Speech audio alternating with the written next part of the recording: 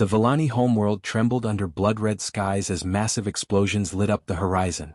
Commander Kelana pressed her face against the reinforced window of her underground command bunker, watching in horror as the last civilian transport ships struggled to escape into space. Above them, the Thrak warships moved like giant metal birds of prey, their bright plasma cannons turning entire cities into pools of melted glass. "Commander, we just lost all contact with the northern colonies," said her communications officer, Lieutenant Vexal. His voice shook as he spoke. The young Villani's hands trembled over his control panel. "The Thrak forces are destroying every settlement they find. They're not taking prisoners." Kelana closed her eyes for a moment, trying to block out the sounds of distant explosions. The Villani people had always been peaceful. For over 3,000 years, they had focused on creating beautiful art, writing poetry, and studying the mysteries of the universe. Their greatest achievements were magnificent sculptures that could be seen from space and philosophical works that explored the meaning of life itself. War was something they read about in ancient history books, not something they ever expected to face. When the Thrak Empire first appeared at the edge of their solar system 2 days ago, the Villani had tried to communicate. They sent messages of friendship and offered to share their knowledge of art and science. The Thrak response had been swift and brutal. Within 6 hours, every Villani defense ship had been destroyed. Their few military vessels were designed for exploration and rescue missions, not combat. Against the advanced weapons of the Thrak Empire, they had lasted no longer than paper boats in a storm. "How many survivors do we have left?" Kelana asked, though she dreaded the answer. "Less than 1 million across all 3 worlds," replied her chief scientist, Dr. Morhan. "Most are hiding in bunkers like this one, but the Thrak are using deep scanning technology. They'll find us eventually." The Villani had built their underground shelters after the first attacks, hoping to wait out what they thought might be a brief invasion. Now they realized the horrible truth. The Thrak weren't interested in conquest or resources. They were conducting systematic extermination. Every Villani man, woman, and child was marked for death. "Sir, should we try to negotiate again?" asked Lieutenant Vexal. "Maybe we can offer them something they want." Kelana shook her head sadly. "We've tried. They don't respond to any communication. They don't want our cities, our resources, or our knowledge. They simply want us gone." Another explosion shook the bunker, closer this time. Dust fell from the ceiling as the lights flickered. Through the communication system, they could hear panicked voices from other shelters reporting Thrak ground troops moving through the ruins above. "Commander," said Dr. Morhan quietly, "we have one option left. The emergency beacon." The emergency beacon was a powerful transmitter that could send a message across the entire galaxy. It was designed to be used only in the most desperate situations, when the Villani people faced complete extinction. Kelana had never imagined they would actually need to use it. "If we send that signal, every advanced civilization in the galaxy will know we're dying," she said. "But will any of them help us?" "We have to try," Dr. Morhan replied. "It's our only chance." Kelana nodded slowly and walked to the communication console. With shaking hands, she activated the emergency beacon system. The machine hummed to life, building up power for a transmission that would reach across hundreds of light-years of space. "This is Commander Kelana of the Villani Defense Corps," she said into the microphone, her voice carrying both desperation and dignity. "We are the Villani people and we are dying. The Thrak Empire is systematically destroying our civilization. We are a peaceful race with no ability to defend ourselves against their advanced weapons. Less than 1 million of our people remain alive, hiding in shelters that won't protect us much longer." She paused, listening to another explosion overhead. "We have never harmed anyone. Our greatest crimes were making art too beautiful and asking too many questions about the universe. If anyone receives this message, please help us. We don't need soldiers or weapons. We just need someone to help us survive. Anyone who can hear this, we are the Villani people and we are dying." The message transmitted automatically, repeating itself over and over as it spread across the galaxy at faster-than-light speed. Within hours, it reached dozens of advanced civilizations. The mighty Korvac Empire, which controlled over 200 star systems, received the message first. Their High Council met for exactly 17 minutes before deciding that intervention would be too risky. The Thrak Empire was too powerful, and the Korvac had their own territories to protect. The ancient Nexari Collective, whose technology was thousands of years old, analyzed the situation carefully. Their computers calculated that saving the Villani would require a military force that would cost too much and risk too many lives. They sent their regrets and closed the communication channel. One by one, every major civilization in the galaxy found reasons to ignore the desperate plea. Some claimed they were too far away. Others said they were dealing with their own problems. A few admitted that the Thrak Empire was simply too dangerous to fight. But the emergency signal continued to travel, spreading far beyond the civilized core of the galaxy. It reached the outer rim, where younger species lived on worlds that older civilizations had forgotten about. In one small corner of space, on a blue and green planet orbiting an ordinary yellow star, the message was received by a species that had only recently learned to travel between stars. The humans listened to the Villani distress call with growing anger, and began to prepare for war. Admiral Kim Jaiwan walked into the great meeting hall of the United Earth Defense Council with heavy steps. The alien distress call had been playing for 3 hours now, and the desperate voice of the Villani commander still filled the air. Every person in the room had listened to it dozens of times, and each replay made their hearts heavier. The large holographic display in the center showed a three-dimensional map of the galaxy. A small red dot marked Villani space, over 300 light-years away from Earth. It looked so tiny and far away, like a single drop of blood in an ocean of stars. "Ladies and gentlemen," Kim said, her voice cutting through the murmur of worried conversations.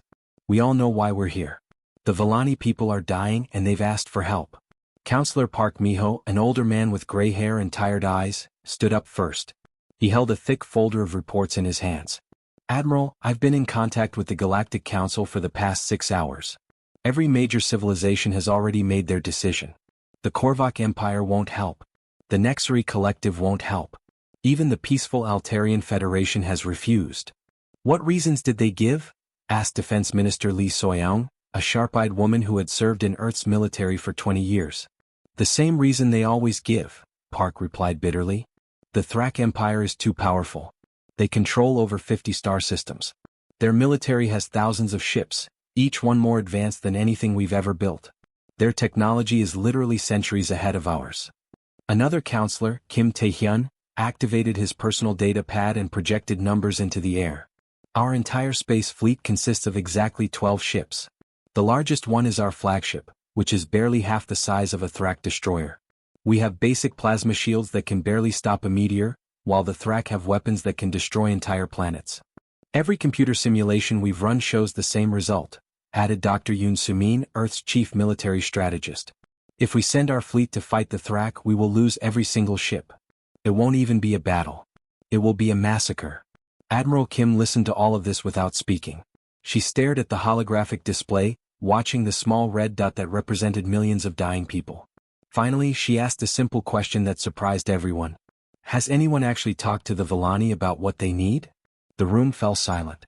Park Miho shuffled through his reports.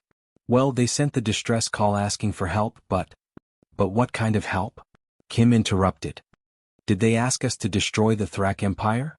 Did they ask us to win a war? Or did they just ask someone to help them survive?" Defense Minister Lee frowned. "I'm not sure I understand what you're getting at, Admiral." Kim walked closer to the holographic display and pointed at the red dot. "Every species in this galaxy thinks about war the same way. Two fleets meet in space. They shoot energy beams at each other until one side runs away or gets destroyed. The side with bigger ships and better shields wins. That's how civilized warfare works." "That's how all warfare works," said Dr. Yoon. "Physics doesn't change just because we want it to." "Physics doesn't change," Kim agreed.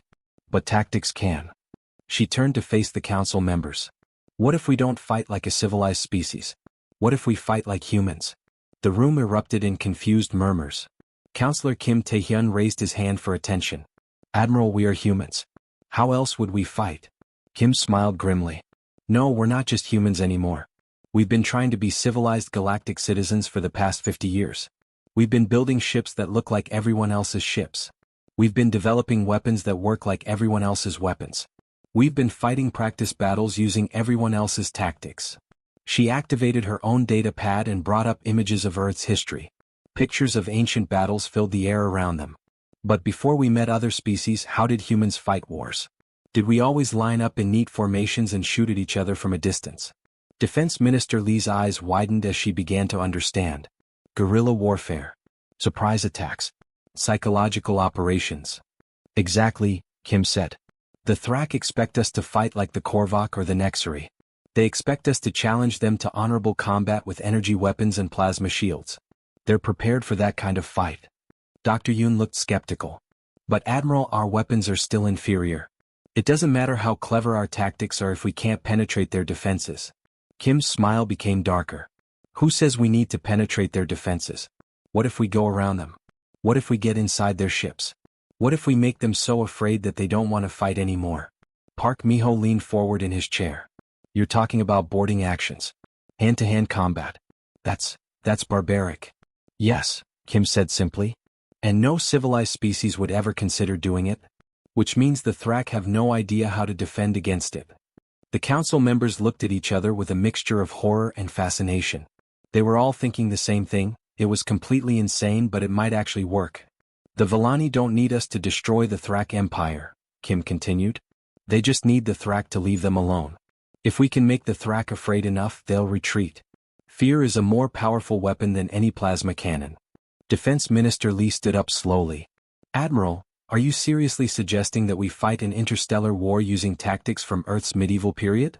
Not medieval, Kim corrected. Modern. Urban warfare. Terrorism. Piracy. Every dirty trick humans have ever learned. She looked around the room. The question is, are we willing to become the monsters that save the innocent? The vote was unanimous. Within 6 hours, humanity's small fleet was preparing to jump toward Villani space, carrying weapons that no civilized species had ever imagined using in galactic warfare. The human fleet came out of hyperspace like ghosts appearing from the void. 12 small ships suddenly materialized in the empty space above the second Villani world, their metal hulls still glowing from the energy of faster-than-light travel. What they saw made every human crew member's blood run cold with rage. Below them, the beautiful Villani homeworld was dying. Massive Thrak dreadnoughts floated in orbit like metal mountains, each one 10 times larger than the biggest human ship. Bright energy beams shot down from the alien vessels, cutting perfect geometric patterns of destruction across the planet's surface. Cities that had stood for thousands of years were being methodically erased, turned into fields of glass and ash. Admiral Kim Jaiwan stood on the bridge of her flagship, the Busan, watching the systematic murder of an entire civilization. Her hands gripped the command rail so tightly that her knuckles turned white. Around her, the bridge crew stared in horrified silence at the tactical displays showing the scope of the destruction. Communications, are you getting anything from the surface? Kim asked quietly. Communications Officer Choi Daeho pressed his headphones closer to his ears, listening to the faint signals coming from the planet below. Yes, sir. Weak transmissions from underground shelters. The Villani are still broadcasting their distress call. They're asking if anyone is coming to help them. Kim closed her eyes for a moment, feeling the weight of millions of lives depending on her next decision. When she opened them again, her expression had changed. The careful diplomatic mask she usually wore was gone, replaced by something much older and more dangerous. Sir, reported Tactical Officer Park Ji-hoo, we're being scanned by the Thrak fleet. They've detected us. As if responding to his words, the largest Thrak dreadnought turned slowly toward the human fleet. It was a massive black vessel covered in weapon ports and sensor arrays. Even from thousands of kilometers away, it looked like a mechanical predator sizing up new prey. Incoming transmission from the Thrak command ship, Choi announced. He listened for a moment, then looked up with disgust. Sir, they're laughing. The Thrak commander wants to know if we're here to surrender. He says our ships are too small to be a real threat, and he'll give us one chance to run away before he destroys us. Kim activated the fleet-wide communication channel so that every human ship could hear her voice. All vessels, this is Admiral Kim. You can see what these creatures have done to the Villani people. You can see the kind of monsters we're facing. They think we're going to fight like civilized beings. They think we're going to follow the rules of galactic warfare. She paused, letting her words sink in. They're wrong. Execute Protocol 7. Show them what humans do to bullies. Protocol 7 was a battle plan that no other species in the galaxy would have considered using. Instead of forming a traditional battle line and exchanging long-range energy fire, the human ships suddenly accelerated directly toward the Thrak fleet at maximum speed. The Thrak commanders watched in confusion as the tiny human vessels charged straight at their massive dreadnoughts. It looked like suicide. No civilized species would sacrifice their ships in such a pointless attack. But the humans weren't using civilized weapons. As they closed the distance, each ship began launching kinetic projectiles, simple metal slugs fired at incredible speeds. These primitive weapons passed right through the Thrak energy shields, which were designed to stop plasma beams and energy bolts, not solid objects traveling at a significant fraction of light speed. Target their communication arrays first, Kim ordered. Blind them before they can call for reinforcements. The human ships also began transmitting on every frequency at once, filling the space around the Thrak fleet with electronic noise that made communication impossible. The alien commanders found themselves cut off from their own ships, unable to coordinate their defense. The Thrak tried to respond with their plasma cannons, but the human ships were too small and too fast. They darted between the massive alien vessels like angry insects, impossible to target effectively. Then the first human ship was hit. The destroyer Soul took a direct hit from a Thrak plasma cannon and began spinning out of control, its hull breached in several places and its engines failing. The Thrak expected the crew to surrender or abandon ship, as any civilized beings would do when faced with certain death. Instead, Captain Lee Kyung-soo made a decision that would haunt the nightmares of Thrak warriors for generations to come. "All crew, this is the captain." His voice came over the radio for everyone to hear. "We're not going to make it, but we can take some of these murderers with us. All hands prepare for ramming speed." The Soul turned toward the nearest Thrak cruiser and accelerated. Its crew had rigged the ship's nuclear reactor to overload, turning their vessel into a massive bomb. The collision lit up the entire system like a newborn star as both ships disappeared in a ball of nuclear fire. But the real terror began when Captain Han Min-sik's Marines began boarding the Thrak ships. Using nothing but magnetic boots to walk on the enemy hulls, cutting torches to burn through armor plating, and simple projectile weapons that fired metal bullets, human soldiers began appearing inside Thrak vessels like deadly phantoms. The sounds that came over the Thrak communication channels were unlike anything the galaxy had ever heard in warfare. The rhythmic thump-thump-thump of human slug throwers echoing through metal corridors. The screech of cutting tools slicing through bulkheads. Human voices shouting in their strange alien language as they fought hand-to-hand with Thrak soldiers who had never experienced close combat. "These beings fight like rabid animals," one Thrak commander transmitted in panic before his ship went silent. "They show no fear of death. They board our vessels and fight us with primitive weapons in our own corridors. This is not warfare, this is madness." Within 2 hours, 3 Thrak ships had gone dark, their crews either dead or fleeing in escape pods. The remaining Thrak fleet began to pull back from Villani space, no longer laughing at the small human force that had dared to challenge them. The first reports from the Villani system spread through Thrak military channels like wildfire. Officers who had spent their entire careers conquering peaceful civilizations suddenly found themselves reading combat reports that made no sense. These humans weren't fighting like any species the Thrak had ever encountered. "Command, this is Battle Group 7, came a panicked transmission from the front lines. "We need immediate reinforcements.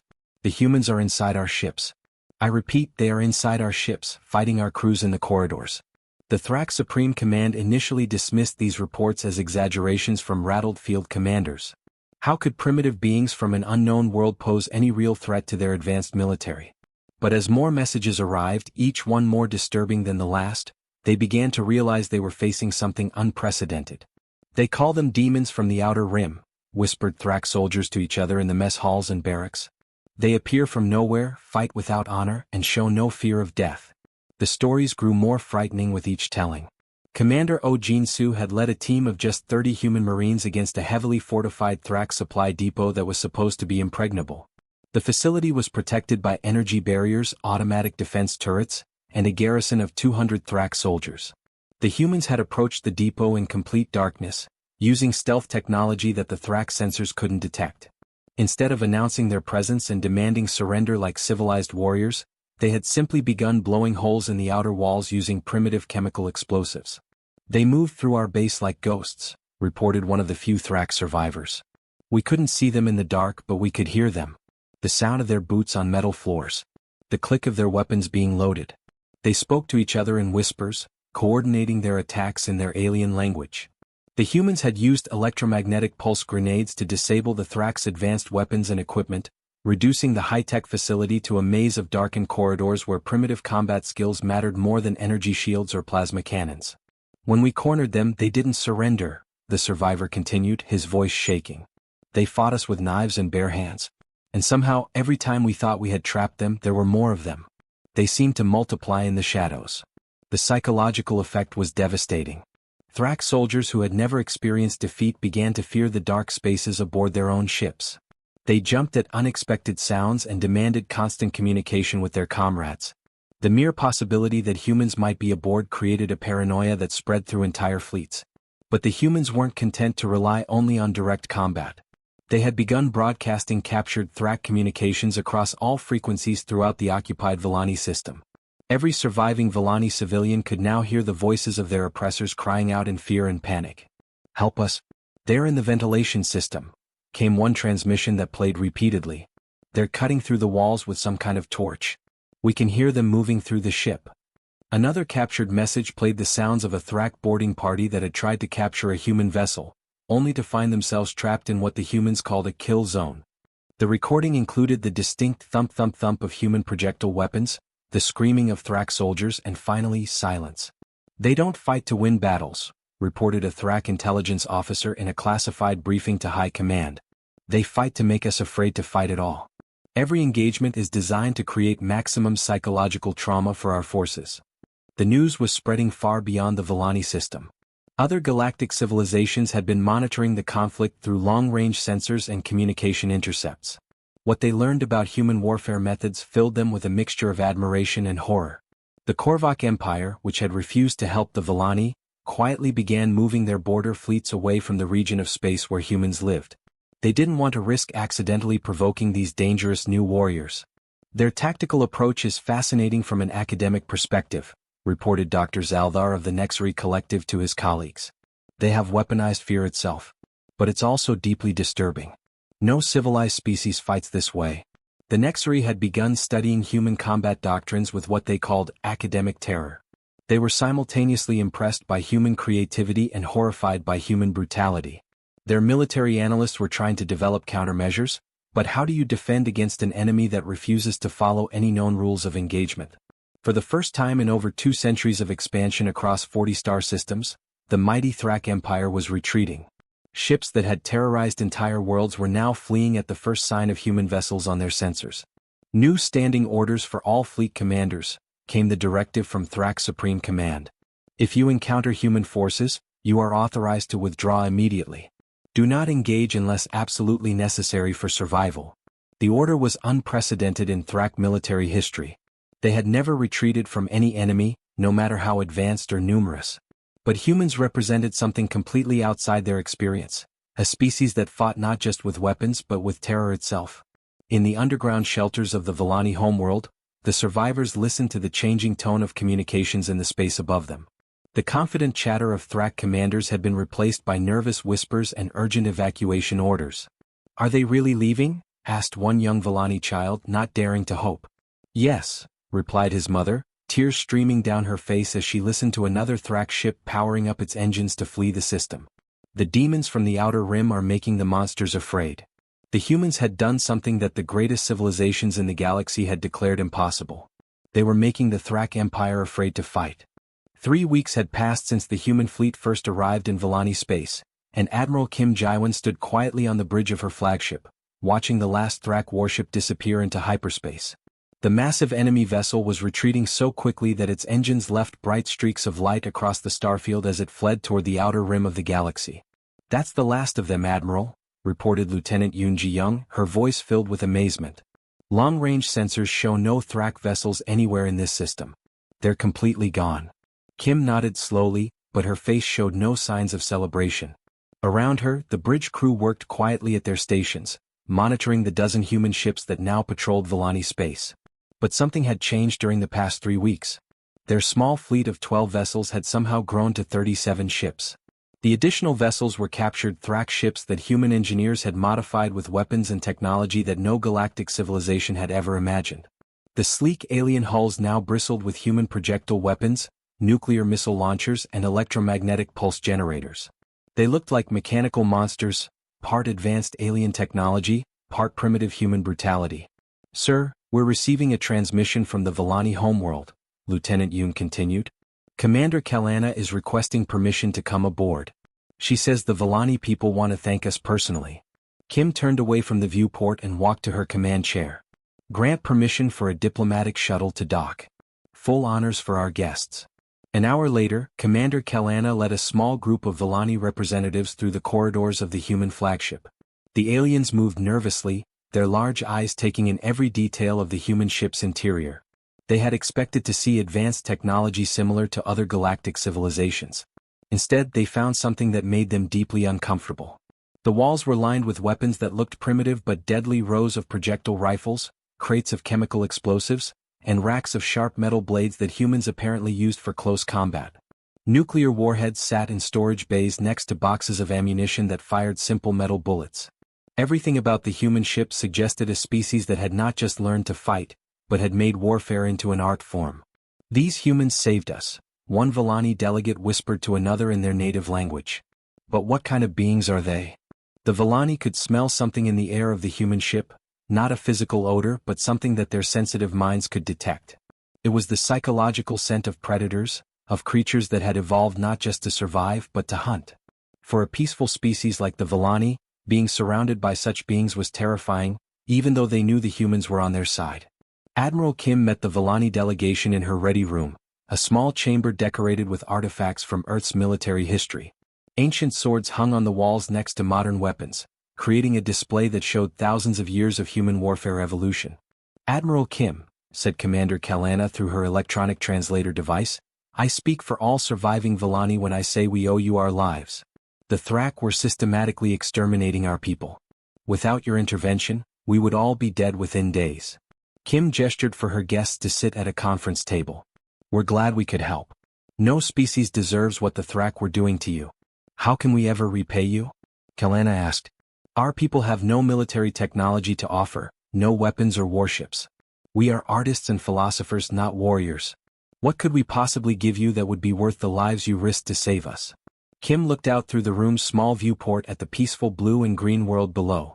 Villani cities were slowly emerging from their underground shelters, and the first reconstruction efforts were beginning.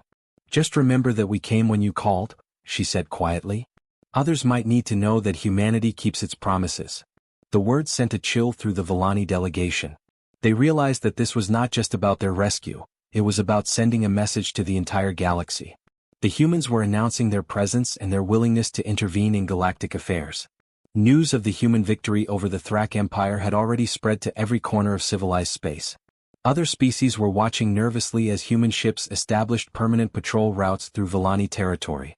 Even more disturbing, human diplomats had begun contacting other vulnerable civilizations, offering what they called protection services. The Korvac Empire, which had refused to help the Villani, received a polite message from Earth's government.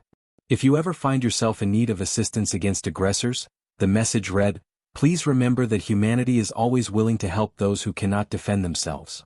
The Nexari Collective intercepted communications showing that several small planetary governments had already accepted human protection offers. Within weeks, human patrol ships were operating in a dozen different star systems, all officially there to maintain peace and protect innocent civilians. "They saved the Villani," reported one Nexari intelligence analyst to his superiors. "But now they're spreading across this entire region of space. They're not conquering anyone, but they're establishing a military presence everywhere they go." The galactic community found itself facing a troubling new reality. The humans had proven that they could defeat even the most powerful military forces in the galaxy, but they had done so using methods that horrified every civilized species. They fought without honor, used primitive weapons alongside advanced technology, and showed a casual relationship with death that made other beings deeply uncomfortable. "Sometimes the cure can be more terrifying than the disease," whispered diplomats in the halls of the Galactic Council. The Villani had been saved from extinction, but the galaxy now had to deal with the emergence of humanity as a major military power. And unlike other galactic civilizations, the humans seemed to genuinely enjoy fighting.